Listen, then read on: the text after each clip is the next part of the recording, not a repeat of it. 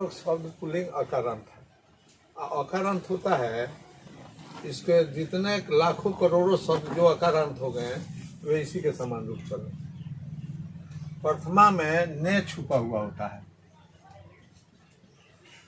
प्रथमा में क्या होता है? ने छुपा होता है, जो ने दिखाई नहीं पड़ता है, न वर्तमान काल में दिखाई पड़ता है न भविष्य काल में। जब इसको भूतकाल में जब हम इसका प्रयोग करते हैं तब यह ने दिखाई पड़ता है। जैसे राम ने रोटी खाई, राम ने रोटी खाई होगी, राम ने रोटी खाई थी। जब भूतकाल में वाक्य बनाएंगे तब इसका प्रयोग होगा। है सब में अगर हम कहीं बोलते हैं राम, मोहन, सोहन इत्यादि तो वहाँ ने का प्रयोग है, उसमें ने है। ये है किसी भी कर्ता का नाम लेते हैं तो उसमें ने। अब देखिए, तो कर्ता किसे कहते हैं? जो काम को करे। जैसे राम जाता है, सीता पढ़ती है, मोहन खेलता है। पुल्लिंग स्त्रीलिंग में कुछ नहीं। अब कहाँ जाता है? तो राम विद्यालय को जाता है। उसका फल किस पर पड़ रहा है? विद्यालय पर। राम फल को खाता है। किसको खा रहा है? तो फल को खा रहा है। यहाँ भी को नहीं दिखाई पड़ेगा। यहाँ इसका चिन्ह है को, दिखाई नहीं पड़ेगा। शिक्षक छात्रों को पढ़ाते हैं तो शिक्षक बालकान पाठयति, बालकान में हलन होगा। दिमाग में ये बात रखिएगा। अब देखिए, यहाँ से दिखाई पड़ता है चिन्ह। किसी चिन्ह से न किसी को हम पहचानते हैं के द्वारा है, से द्वारा। से द्वारा है जिससे हम अपनी क्रिया को संपादित करते हैं। जैसे राम कलम से पत्र लिखता है तो राम अकेला है तो राम कलमेन, बालकेन के समान, पत्रम लिखती। और लड़के कलम के द्वारा तो बालकई कलमेन पत्रानी लिखंती। यहाँ बहुवचन है, यहाँ विसर्ग होगा। बहुवचन बालकई, दोले हैं, दूठो एकले हैं। बात समझ रही है? अब दो लड़के कलम से पत्र लिखते हैं तो बालकाभ्याम, यहाँ है ना बालकाभ्याम। कलमेन पत्रम या पत्रानी लिखन। दो गो लिख रहे हैं तो पत्रम पत्रे पत्रानी, पत्रे हो जाएगा। अब यहाँ देखिए, से द्वारा आ गया समझ में। तो हमारा संबंध इस करण से है, इसी से काम करते हैं। जैसे किसान हल से खेत जोतता है तो किसान का कृषक होगा हले न क्षेत्रम करसती, यानी जोतता है। और किसान लोग हल से खेत जोतते हैं तो कृषक हले न क्षेत्रानी कर से अंति। और बहुवचन जब होगा तो क्रिया भी हम बहुवचन का लगाएंगे। आ गया समझ? चतुर्थी में है संप्रदान कारक है। इसमें है को और के लिए। यहाँ रूपा है बालकाय, बालकाभ्याम, बालकेभ्यम है। तो अब शिक्षक क्या करता है? छात्र को, अब देखिए, सबसे पहले दान के अर्थ में होता है। किसी को संप्रदान का मतलब क्या हुआ? यहाँ संप्रदान का मतलब चतुर्थी हुआ। यहाँ हो गया आपको कर्ता, यहाँ हो गया कर्म, यहाँ हो गया करण, यहाँ हो गया संप्रदान, यहाँ हो गया उपादान, यहाँ हो गया संबंध, यहाँ अधिकरण और यहाँ संबोधन। संबोधन तो संबोधन है ये। और संबोधन में विभक्ति होती है प्रथमा। प्रथमा यहाँ भी हो गया और प्रथमा यहाँ भी हो गया, इसलिए विभक्तियाँ कुल 8 होती है। 8 होती है, लेकिन हम 7 मानते हैं क्योंकि प्रथमा नीचे भी है, प्रथमा ऊपर भी है। यहाँ समझ में आ गया। जैसे राजा गरीब को कपड़ा देता है तो गरीब की संख्या कितनी है? 1। तो राजा दरिद्राय वस्त्रम ददाती। और जब गरीबों को कपड़ा देता है तो राजा दरिद्रेभ्य, यहाँ देख रही है, बालकेभ्य है तो वहाँ दरिद्रेभ्य होगा। तो दरिद्रेभ्य कपड़ा एक को नहीं देता है। अगर एक को कपड़ा देगा ना तो फाड़ देगा, सब रुमाल बना लेगा। बड़ा कपड़ा होगा तो उसका रुमाल बना लेगा, चीर चार देगा। तो वस्त्रानी ददाती। राजा एक है इसलिए क्रिया भी ददाती लगेगी। गरीब ज्यादा है, गरीबों को दे रहा है। जैसे राजा ब्राह्मण को धन देता है तो ब्राह्मण को धन देता है तो ब्राह्मण एक है तो ब्राह्मणाय होगा। और राजा ब्राह्मणों को धन देता है तो ब्राह्मणेभ्य हो जाएगा। आ गया समझ में? पंचमी में देखिए, इसका भी चिन्ह है से द्वारा।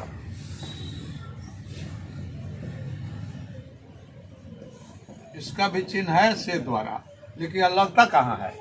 अलगाव अर्थ में। अलगावट में। जब एक वस्तु जो है मेरे हाथ में है, जैसे देखिए मेरे हाथ में यह वस्तु है और इसको हम छोड़ दिए तो कौन स्थिर है? हाथ है कि कलम? हाथ स्थिर है। तो यहाँ बलकाट होगा। जहाँ जैसे हिमालय से गंगा निकलती है तो हिमालय से गंगा अलग हुई है तो हिमालयात होगा। अब पेड़ों से पत्ते गिरते हैं, तब एक पेड़ से पत्ता गिरता है तब वृक्षात पत्रम पतति, और वही पेड़ों से पत्ते गिरते हैं तो वृक्षेभ्य पत्राणि पतन्ति। पत्राणि बहुवचन में हो गया। आ गया समझ में? कोई परेशानी नहीं? परेशानी है तो यहाँ देखिए, यहाँ इसमें एक ठो होता है, जैसे राम मोहन के लिए फल लाता है। किसके लिए ला रहा है? मोहन के लिए। तो मोहन एक है। चाहे राम लड़का के लिए फल लाता है तो बलकाय होगा। राम लड़कों के लिए फल लाता है तो बलके भी हो जाएगा। आ गया समझ में? एक वचन में एक आदमी का होगा तो यहाँ, और बहुवचन में होगा तो यहाँ, द्विवचन में होगा तो यहाँ। कोई परेशानी? यही में दिक्कत हो रही है अभी आपको। हम भी यही आज पढ़ाना चाहते थे लेकिन संजोगे से बोर्डे पर पढ़ाना पड़ा। आ गया समझ में? पढ़ाया हुआ चीज है, कई बार बतलाए हैं। अब देखियो, यहाँ का चिन्ह है संबोधन संबंध का रखा का, के और की। का के की तीन ठो हो गया। यहाँ रा रे री भी होगा, रा रे री। यहाँ होगा ना, ने और नी। इससे संबंध रखता है, इससे देख रहा है। तो यहाँ होगा का के की, तो दशरथ का, चाहे राम का, चाहे मोहन का, तो दशरथ से आ गया समझ में? अब पर्वतों का तो बल का नाम है तो पर्वता नाम। फलों का राजा हम है तो फला नाम राजा आम्रमस्ती। फला नाम राजा आम्रमस्ती, फलों का बहुवचन में। अब फल का राजा आम है तो फलस राजा आम्रम अस्ति। बहुवचन एक वचन देख लीजिएगा। एक वचन ऊपर लिखा है, दो आदमी से दो आदमी का बोध होता है, बहुवचन से अधिक का बोध। कोई परेशानी है? जैसे हमारा बिहार तो अस्माकम, अस्माकम होगा षष्ठी में अहम शब्द के रूप में। अब यहाँ हो है, अब यहाँ इसका चिन्ह समझ रहा है, कारक के चिन्ह है। कारक के भेदों को ही हम क्या कहते हैं? विभक्ति कहते हैं। कारक के भेदों को हम क्या कहते हैं? विभक्ति। तो विभक्तियां कुल कितनी होती है? 7। 1 2 3 4 5 6 7। यहाँ भी प्रथमा है, यहाँ भी प्रथमा दिख रही है, तो 7 विभक्तियां हैं। अब यहाँ है, इसका चिन्ह है में और पर। यहाँ चिन्ह है क्या? में और पर। अब देखिए, क्रिया का आधार ही अधिकरण कारक होता है, लिखा चुके हैं। आधार बुझता है? आधार जैसे बोर्ड का आधार क्या है? दीवार है। अब बोर्ड का मूल क्या है? जैसे यहाँ हमने बिंदु दे दिया तो इधर से भी इतनी दूरी है और इधर से भी इतनी ही दूरी है। अब इधर जितनी दूरी है इधर इतनी दूरी है, यही केंद्र हुआ। केंद्र समझता है ना? बीच के भाग को हम केंद्र करते हैं। और इसका आधार क्या है? दीवार है। हमारा आधार क्या है? धरती है। आपका आधार क्या है? बेंच है। आधार पर ही हम किसी वस्तु को टिका सकते हैं। आधार नहीं होगा तो कुछ नहीं होगा। जैसे कलम को हमने यहाँ छोड़ा तो इसका आधार बना लिया, यहाँ गिरा है। अगर नहीं उठा होता तो नीचे गिरता। और जब आधार नहीं होता कहाँ गिरेगा? बिना आधार का कोई चार्ज नहीं होता है। तो इसका लिखा है कि आधारो अधिकरणम, जो आधार होता है वही अधिकरण कारक है जिस पर हम काम करते हैं। तो लड़के कहाँ पढ़ते हैं? लड़का विद्यालय में पढ़ता है। तो लड़का एक वचन में क्या हो जाएगा? तो लड़का में नहीं, लड़का कहाँ है? यहाँ है एक वचन। किसी का नाम लेते हैं तो उसमें ने छुपा है। तो लड़का विद्यालय में पढ़ता है तो बालका हो जाएगा यहाँ से। और लड़के विद्यालय में पढ़ते हैं तो बालका हो जाएगा।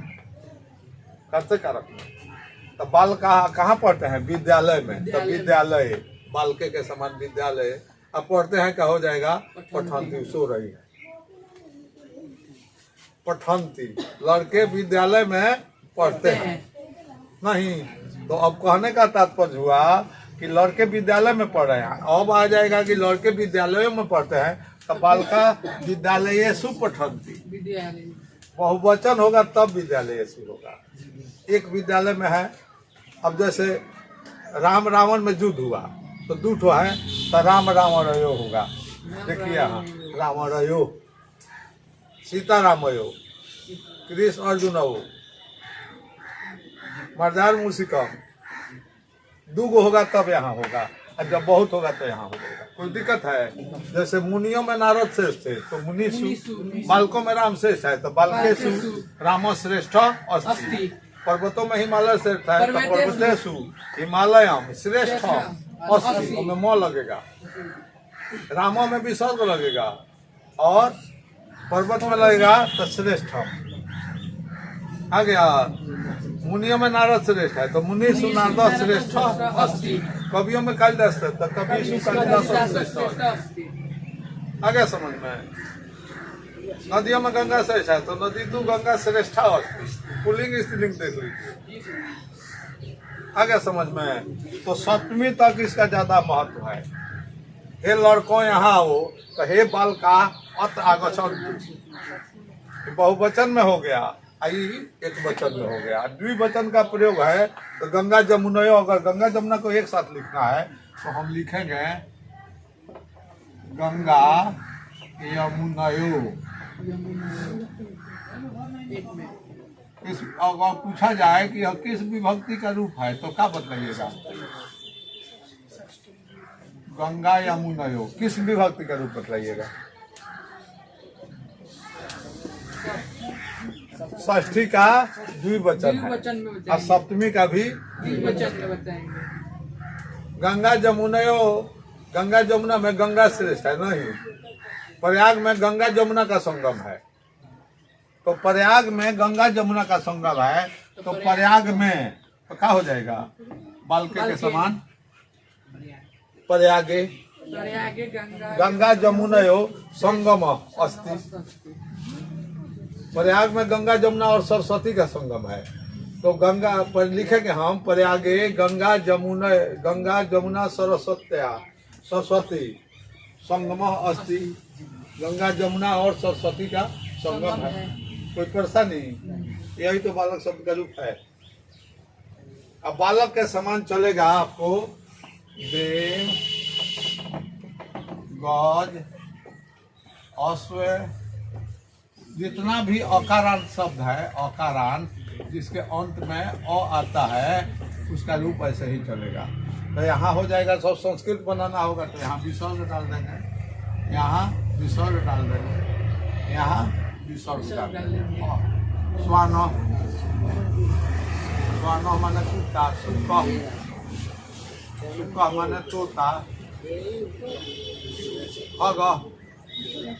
खग माने चिड़िया।